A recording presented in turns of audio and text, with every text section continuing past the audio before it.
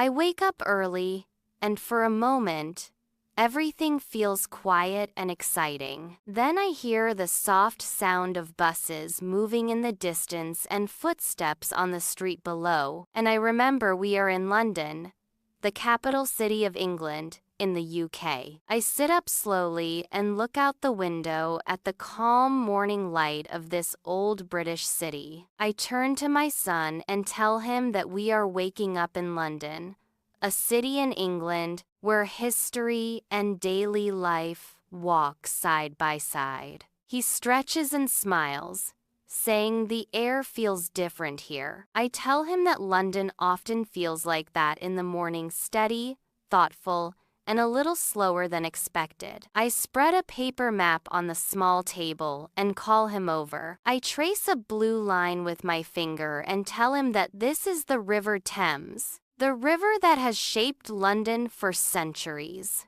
My son leans closer and asks if the city grew because of this river. I nod and explain that ships once carried goods, people, and ideas along this water. He says starting the day by the river feels important.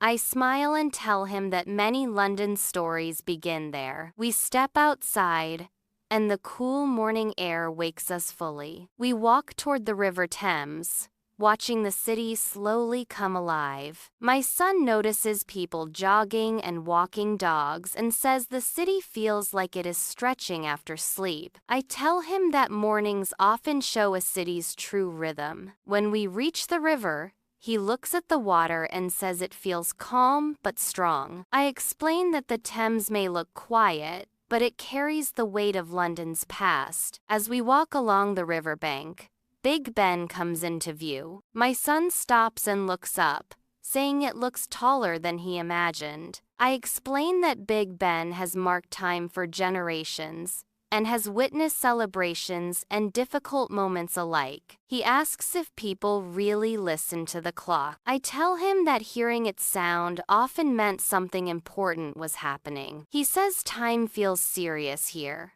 and I tell him that history often makes time feel heavier. We stand near the Houses of Parliament, and I explain that this is where laws are discussed and decisions are made. My son asks if people still argue there today. I smile and explain that debate and discussion are part of democracy. He thinks quietly and says building such a big place for talking must mean words are powerful. I agree, and tell him that buildings often reflect what a society values most. We cross Westminster Bridge, and the view opens wide.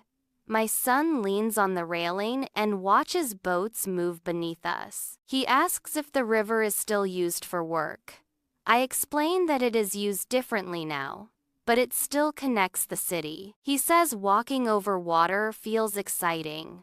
I tell him bridges are about connection, not just crossing. Farther along the river, the large circle of the London Eye appears. I explain that the London Eye was built to celebrate a new beginning at the turn of the millennium. He asks if people were worried it would not fit with old London. I explain that many were unsure at first, but now it has become part of the skyline. He nods and says old cities can learn new things. We sit near the river and watch the wheel turn slowly.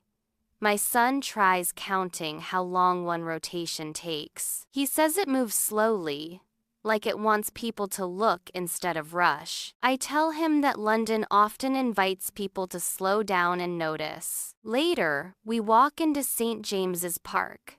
The city noise softens, and birds move across the grass. My son says it feels strange to find such a quiet park so close to important buildings. I explain that parks help cities breathe. He watches ducks on the water and says they do not care about history. I laugh and tell him nature reminds cities to stay human. From the park, we walk toward Buckingham Palace.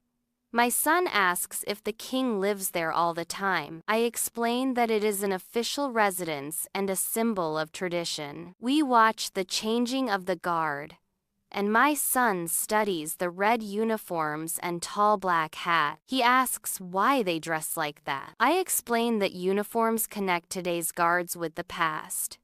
He says it feels like history is still walking. We continue on to Trafalgar Square, where the space opens wide again. My son looks up at Nelson's column and asks why monuments are built so tall. I explain that height helps people remember important moments.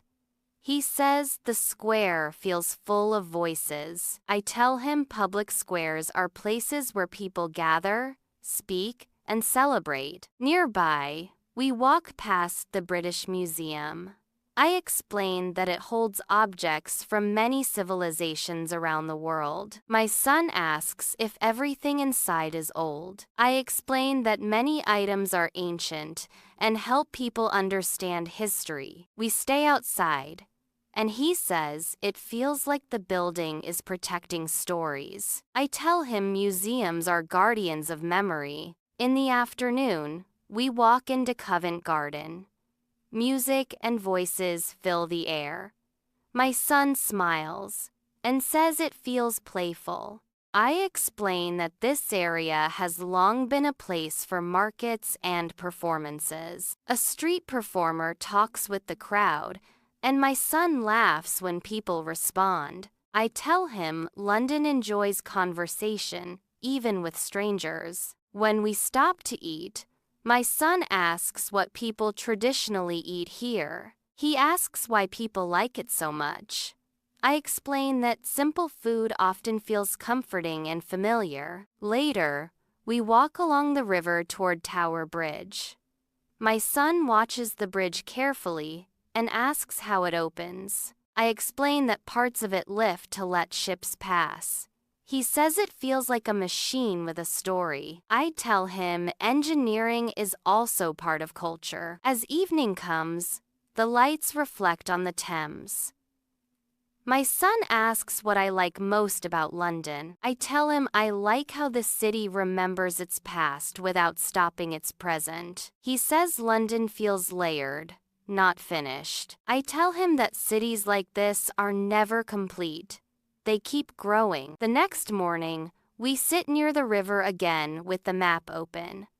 I ask my son what he remembers most. I tell him places teach us through what they keep and what they change. He nods and says traveling makes him curious. As we prepare to leave London, I hold his hand. I tell him that this city showed us how tradition and daily life walk together. He smiles and says he wants to follow another river next time.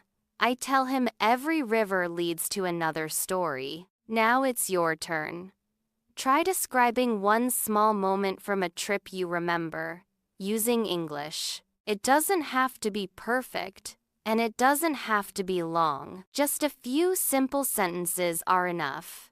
You can say it out loud, or you can write it quietly in the comments below. Speaking or writing regularly will help you improve, little by little, step by step. And don't be afraid of making mistakes. Each one is part of learning and growing. If this morning walk through London made you curious, you might enjoy imagining another place, next a city by the sea, a town with old streets, or somewhere you have never been before. Thank you for listening and traveling with us today. Keep practicing your English, keep exploring the world through stories, and I'll see you next time on our next journey.